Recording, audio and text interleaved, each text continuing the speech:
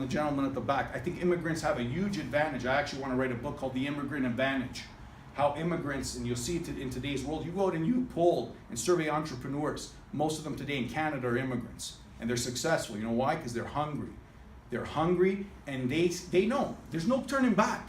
There's no turning back. There's no safety net. Right? In Canada now, we all got a safety net. People come here, hey, here's a handout.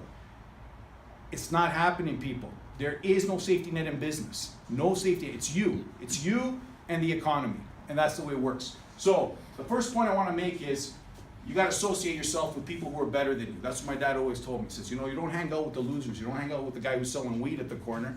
You hang out with a guy who's thinking about investing in stocks, starting a business, being a pro player, right? You want to be an athlete. You want to be number one. You guys all know who The Rock is, right? In 1991, The Rock played for the University of Miami, Florida, football. He had an injury.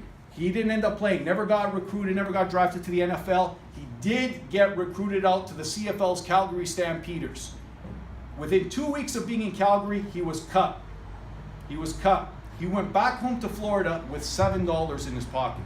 $7 in his pocket. And he said to his dad came to pick him up. He's like, Dad, I need a ride. I don't even have enough money to get home with a cab. This is 1991. There was no Uber, no app. Don't get in the app, hey Uber, pick me up over here. Didn't happen. Calls his dad. His dad has to drive from Tampa to Miami, picks him up. On the ride home, he's like, Dad, I'm completely depressed. I don't know what to do. Football is going to be my career. I got cut in Canada, which is a second-tier league to the NFL. He's like, and I only got $7 left. What am I going to do? And his dad told him, he said, listen, if you got a dream and you want to work hard, you can be successful. His dad was a famous wrestler, Rocky Maivia. And he said, I'll train you every day, but you got to promise me you're going to give it 110%. And that's what he did for 2 years straight. He trained night and day, and he was determined to become the #1 wrestler. Today, he's the highest grossing movie star in Hollywood.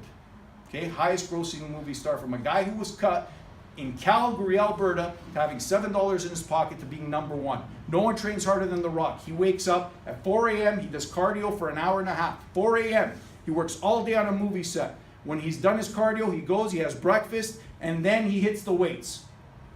Every day. Doesn't miss a day. He says, nobody will ever outwork me. Nobody. That's why I'm the highest grossing actor in Hollywood.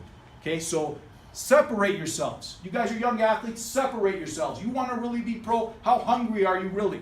How hungry are you really? Because you can say you're hungry to your friends. You can say you're hungry to your mother and father because that's what they want to hear. You want to please them. Yes, Daddy. Yes, Mommy. I want to be a pro player. How bad do you really want it? That's the key. At 40 years old, and you guys, I don't know how many of you guys know Muhammad Ali is the young guys. Greatest fighter of all time, okay, Muhammad Ali. He fought in South Africa, Rumble in the Jungle, 1974. In 1974, he earned $5.45 million. When he died just a few years ago, he left his family $80 million. Do you know that 80% of athletes in the NBA, 5 years after they retire, go broke? They file for Chapter 11 bankruptcy. In the US, it's called Chapter 11. Why? Why do you think that is? Because they know nothing about money. No one ever taught them anything about money. That is the #1 downfall of what the education system does in Canada and the US, is that we do not teach kids about money, and they get swindled. They get swindled by people because they have no clue what they're doing. But Muhammad Ali never did, because he was a simple man. He believed in simple investments. He invested in several things. He invested in stocks, but he invested in a lot of real estate, and he made sure that he and his family managed his finances. So he didn't die broke. He died with $80 million. And he was 40 years old, and he beat a guy who was much, much younger than him. Anyone know who George Foreman is? Okay? He beat George Foreman, who was a beast, even when he was like 40, 45 years old.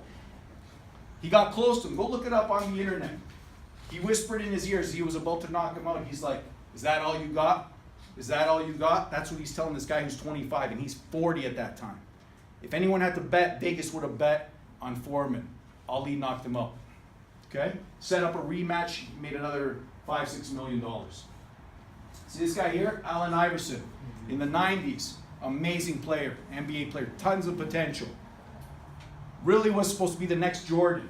Okay? So over 60% at that time, 60% of NBA players reportedly go broke within 5 years of retirement. Iverson, who retired from the NBA in 2010, fell right into that trap. He went bankrupt 3 times. Okay, you make $200 million and you go bankrupt. What is wrong with that picture? What is wrong with that picture? No financial education. Okay, comes back to this company. You want to learn? You come here, you learn. More valuable than a college degree, I'll tell you right now, because I got 3 of them. You know what I learned? Jack shit. That's what I learned. I learned how to go to work hard so I could pay that tuition, go sit in a lecture hall with 300 people, and the guy tell me go read pages 74 to 150. And then I fall asleep by the time I get to page 80.